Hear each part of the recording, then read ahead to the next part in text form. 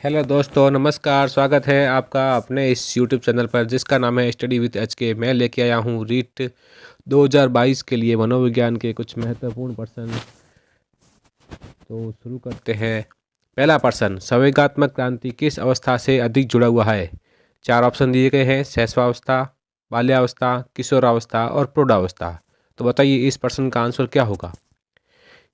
इस प्रश्न का आंसर होगा ऑप्शन सी, किशोरावस्था। किशोरावस्था से संवेगात्मक क्रांति सब जुड़ा हुआ है क्योंकि किशोरावस्था में संवेगात्मक परिवर्तन होते हैं।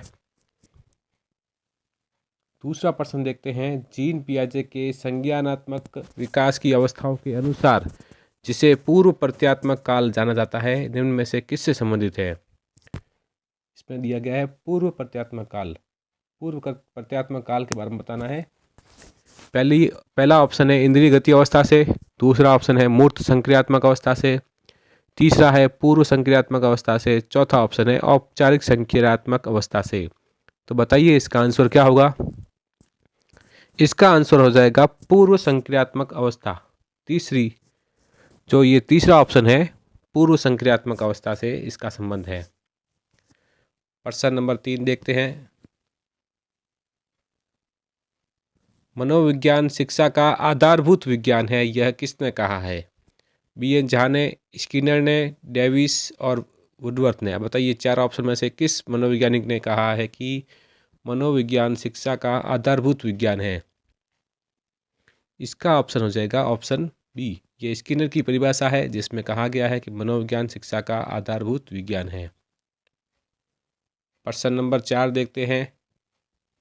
घटना और वस्तुओं के बारे में एक बच्चा तार्किक रूप से सोचने लगता है। पियाजे के चरणों के संबंध में सही कथन है: सेंसरी तंत्रिका तंत्र, प्रारंभिक संचालन क्रिया, मूर्त संचालन क्रिया, औपचारिक संचालन प्रक्रिया। तो बताइए इसका आंसर क्या होगा?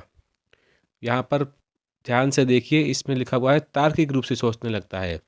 तो तार्किक रूप से सोचने लगता है ऑप्शन सी। मूर्त संक्रियात्मक जो अवस्था होती है उसमें वो बच्चा तार्किक रूप से सोचने लगता है। मूर्त संक्रियात्मक संचालन की अवस्था होती है 7 से 12 वर्ष। 12 कहीं पर 11 वर्ष, कहीं पर 11 लिखा हुआ, कहीं पर 12 लिखा हुआ होता है। तो ये होती है तीसरी स्टेज। प्रश्न नंबर 5 देखते हैं। मैकडूगल के अनुसार मूल प्रवृत्ति जिज्ञासा जिज्ञासा का संबंध संवेग कौन सा है? तो पूछा गया है जिज्ञासा का संबंध संवेग पूछा गया है। पहला ऑप्शन है भय, दूसरा ऑप्शन है घृणा, तीसरा ऑप्शन है आश्चर्य, चौथा ऑप्शन है भूख। तो बताइए इसमें इसका आंसर क्या होगा? जिज्ञासा का संबंध संवेग कौन सा है? तो इसका आंसर हो जाएगा ऑप्शन से। जिज्ञासा का जो संबंध संवेग है वो आश्चर्य है। व्यक्ति को जब किसी चीज़ की आश्चर्य होता है देख के, तो उसके मन में जिज्ञासा मूल प्रवृत्ति जागती है, उस चीज़ को जानने की जिज्ञासा होती है। प्रश्न नंबर 6 देखते हैं। एक 13 वर्षीय बालक बात बात में अपने बड़ों से झगड़ा करने लगता है और हमेशा स्वयं को सही साबित करने की कोशिश करता है। वह विकास की किस अवस्था में है? प्रारंभिक बाल्यावस्था, किशोरावस्था, युवावस्था और बाल्यावस्था। बताइए इसका आंसर क्या होगा? इसका आंसर हो जाएगा ऑप्शन ब, किशोरावस्था। क्योंकि 13 वर्षीय बालक है और 12 वर्ष से 18 वर्ष की अवस्था जो होती है वो किशोरावस्था की अवस्था होती है। तो ये किस में आएगा? किशोरावस्था में। प्रश्न नंबर 7 देखते हैं। इसके ऑप्शन नीचे हैं तो पहले प्रश्न पढ़ लेते हैं।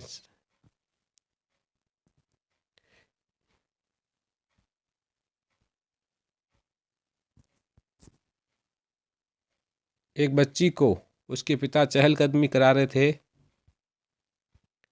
बच्ची जानती थी कि चिड़िया जैसी चीज़ें होती ही है, परंतु उसने कभी पतंग को नहीं देखा था। पतंग को देखकर उसने कहा, चिड़िया को तो देखो। उसके पिता ने कहा, यह एक पतंग है। यह उदाहरण दिखाता है। प्रश्न को ध्यान से समझिए। देखिए, बच्ची को उसके पिता कहीं घुमाने ले गए। चहलकदमी मतलब कहीं घुमा रहे थे। तो बच्ची जानती थी कि चिड़िया जैसी चीज़ें होती। बच्ची ने चिड़िया को देखा, उसको पता थी चिड़िया जैसी चीज़ें होती है, परंतु उसने कभी पतंग को नहीं देखा था। उसको पतंग को नहीं देखा था। तो अचानक से उसने आकाश में पतंग उड़ रही थी, तो उसने जैसे ही पतंग को देखा तो उसने पहले चिड़िया को देख रखा था। तो उसके दिमाग में ये आया कि पतंग नहीं है, ये चिड़िया है। तो उसने तुरंत बोला, पापा देखो पतंग। अब यह उदाहरण दिखाता है। तो बताना हम अपने को कि इसका आंसर क्या होगा। पहला ऑप्शन है सम्मिलन, दूसरा है समायोजन, तीसरा है संरक्षण, चौथा है वस्तु का प्रदर्शन। तो बताइए इसमें क्या होगा? इसका आंसर हो जाएगा ऑप्शन ए, सम्मिलन, क्योंकि उसने चिड़िया के जो संप्रत्यय को पतंग के संप्रत्यय के साथ सम्मिलन कर दिया था, उसने मिला दिया था, उसमें उसने चिड़िया को ही, पतंग को ही चिड़िया समझ लिया। प्रश्न नंबर 8 देखते हैं। संज्ञानात्मक विकास में वंश क्रम निर्धारित करता है। संज्ञानात्मक विकास में वंश क्रम निर्धारित क्या करेगा? मस्तिष्क जैसी शारीरिक संरचना के मूलभूत स्वभाव को, शारीरिक संरचना के विकास को, ऑप्शन स सहज प्रतिवर्ती क्रियाओं के अस्तित्व को, ऑप्शन ड इनमें से सभी। तो बताइए इसका आंसर। इसका आंसर हो जाएगा ऑप्शन पहला, मस्तिष्क जैसी शारीरिक संरचना के मूलभूत स्वभाव को। इसका ऑप्शन आठवां हो जाए, आठवें का पहला ऑप्शन हो जाएगा। संज्ञानात्मक विकास की बात की जा रही है तो संज्ञानात्मक मस्तिष्क में का पॉइंट होगा। नवा प्रश्न देखते हैं। बाल केंद्रित शिक्षा का समर्थन निम्नलिखित में से किस विचार द्वारा किया गया है? पहला ऑप्शन है एरिक एरिक्सन, दूसरा है चार्ल्स डार्विन, तीसरा है B.F. स्किनर, चौथा ऑप्शन है जॉन ड्यूवी। बताइए 90% का आंसर। बाल केंद्रित शिक्षा के बारे में किसने बताया है, किसने समर्थन किया इसका? तो इसका आंसर हो जाएगा ऑप्शन डी, जॉन ड्यूवी। प्रश्न नंबर 10वां देखते हैं। शैशवावस्था में बच्चों के क्रियाकलाप होते हैं।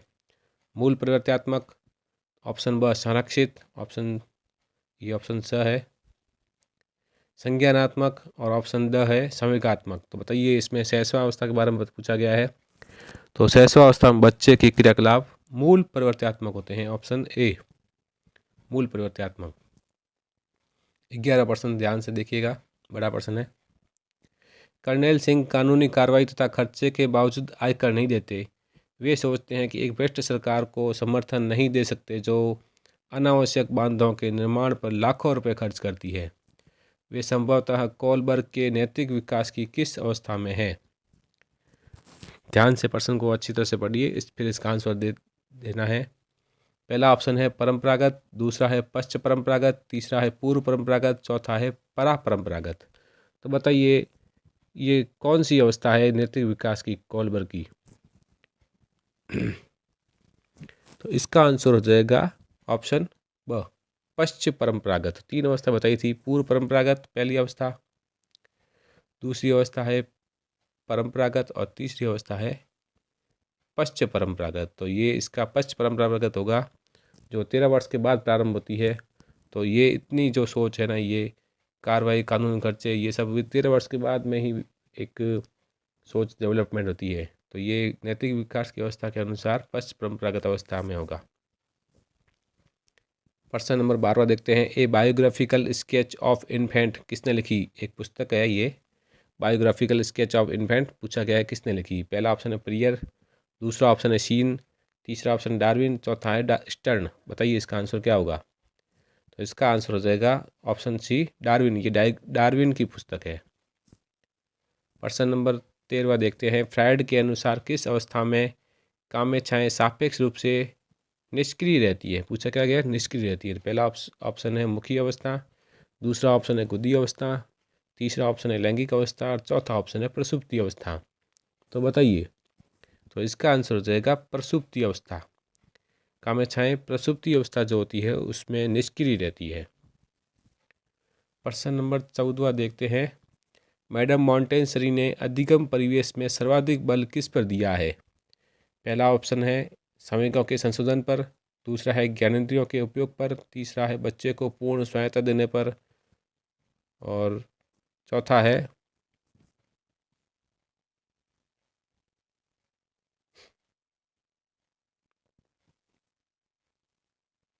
विद्यालय को घर का विकल्प बनाने पर। तो बताइए इसमें प्रश्न का आंसर क्या होगा? मैडम मॉन्टेसरी ने अधिगम परिवेश में किस पे बल दिया है? तो इसका आंसर हो जाएगा मैडम मॉन्टेसरी ने ज्ञानेंद्रियों के उपयोग पर सर्वाधिक बल दिया है। प्रश्न नंबर 15 देखते हैं। कक्षा 4 का एक बच्चा सदैव चिंतित और कुंठित रहता है, आप क्या करेंगे? अब शिक्षक के रूप में बताया गया, आप अगर शिक्षक हो तो बताओ उस कक्षा 4 के बच्चे को कैसे हैंडल करोगे? पहला ऑप्शन है उसके अभिभावक से शिकायत करेंगे, दूसरा ऑप्शन है मनोचिकित्सक के पास ले जाएंगे, तीसरा ऑप्शन है स्वयं परामर्शदाता की भूमिका निर्वाह करेंगे, चौथा ऑप्शन है उसे उसके भाग्य पर छोड़ देंगे। तो बताइए, इसका आंसर हो जाएगा स्वयं परामर्शदाता की भूमिका का निर्वाह करेंगे। उसको जानेंगे कि बच्चा चिंतित क्यों है, कुंठित क्यों है, क्या प्रॉब्लम है, उसको उसका निवारण करने का प्रयास करेंगे। प्रश्न नंबर 16 देखते हैं। दो बालकों में समान मानसिक योग्यताएं नहीं होती, उक्त कथन किस मनोवैज्ञानिक का है? हरलॉक, सोरेनसन, क्रोनक्रो, जीन पियाजे। तो बताइए इसका आंसर। इसका आंसर हो जाएगा प्रश्न नंबर 16 का ऑप्शन ए, हरलॉक। हरलॉक ने ये परिभाषा दी थी, दो बालकों में समान मानसिक योग्यताएं नहीं होती। प्रश्न नंबर 17 देखिए, कौन सा सूत्र सही है? पहला ऑप्शन है परिपक्वता प्लस अधिगम बराबर विकास, दूसरा ऑप्शन है परिपक्वता गुणा अधिगम बराबर विकास, ये मल्टीप्लाई का चिन्ह है, गुणा का ये इसमें बीच में। तीसरा ऑप्शन है परिपक्वता प्लस विकास बराबर अधिगम, चौथा ऑप्शन है विकास प्लस अधिगम बराबर परिपक्वता।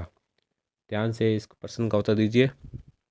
प्रश्न नंबर 17 का आंसर होगा परिपक्वता मल्टीप्लाई अधिगम बराबर विकास, ऑप्शन नंबर ब। परिपक्वता जो विकास जो है वो परिपक्वता और अधिगम का गुणनफल है। 18वें प्रश्न का आंसर देखिए। प्रश्न देखिए आंसर 18वां, आनुवांशिकता से तात्पर्य निम्नलिखित में से किन से होता है? पहला ऑप्शन है शुक्राणु तथा अंडाणु, दूसरा ऑप्शन है गुणसूत्र तथा जीन्स, तीसरा ऑप्शन है सूत्री विभाजन तथा अर्धसूत्रण, और चौथा ऑप्शन है डीएनए तथा आरएनए। बताइए इसका आंसर क्या होगा? इसका आंसर हो जाएगा ऑप्शन बी, गुणसूत्र तथा जीन्स। ये आनुवंशिक इकाई होती है, जीन्स और गुणसूत्र दोनों ही। 19वें नंबर प्रश्न का देखते हैं। प्रश्न नंबर 19वां,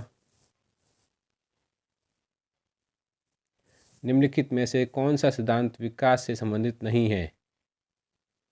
प्रश्न ध्यान से देखिए, नहीं वाले प्रश्न को इस तरह से गोला करके प्रश्न को सॉल्व करना हमेशा। पहला ऑप्शन है विकास एक सतत प्रक्रिया है, दूसरा है विकास अंतः क्रिया का परिणाम है, तीसरा है विकास के विभिन्न पक्ष एक दूसरे पर निर्भर नहीं करते हैं, और चौथा ऑप्शन देखते हैं विकास सामान्य से विशिष्ट की ओर अग्रसर होता है। तो हमें बताना है इस प्रश्न में कि कौन सा विकास के सिद्धांत से संबंधित नहीं है। पहला है विकास सतत प्रक्रिया, ये सही है। दूसरा है विकास अंतः क्रिया का परिणाम है, ये भी सही है। तीसरा ऑप्शन है विकास सामान्य से, चौथा ऑप्शन है विकास सामान्य से विशिष्ट की ओर होता है, ये भी सही है। लेकिन जो इसका स ऑप्शन है वो गलत है, विकास के विभिन्न पक्ष एक दूसरे पर निर्भर नहीं करते। ये गलत है, क्योंकि विकास के विभिन्न पक्ष एक दूसरे पर निर्भर करते हैं। तो इस प्रश्न के अनुसार इसका आंसर हो जाएगा ऑप्शन स। 20वां प्रश्न देखते हैं। इरिक्सन के मनोसामाजिक विकास सिद्धांत के अनुसार किशोरावस्था की विशेषता है सृजनात्मकता बनाम ठहराव, दूसरा ऑप्शन है संपूर्णता बनाम हताशा, तीसरा ऑप्शन है उद्यमिता बनाम हीन भावना, और चौथा ऑप्शन है तादात्मकता बनाम भ्रांति। तो बताइए किशोरावस्था की विशेषता क्या है? इसका आंसर हो जाएगा ऑप्शन द, तादात्मकता बनाम भ्रांति। ये किशोरावस्था की विशेषता है। ये थे आज के प्रश्न। मेरे इस वीडियो को सब्सक्राइब करें, मेरे इस वीडियो को लाइक करें, कमेंट करें, बताएं कितने प्रश्न आपके सही हो रहे हैं, और इस चैनल को सब्सक्राइब ज़रूर करें। इन प्रश्नों की PDF इस यहाँ पर डिस्क्रिप्शन में नीचे लिंक दे दूँगा मैं। यहाँ पर प्रश्नों की आपके PDF भी मिल जाएगी, ताकि आप इन प्रश्नों को बाद में और पढ़ सकें। धन्यवाद।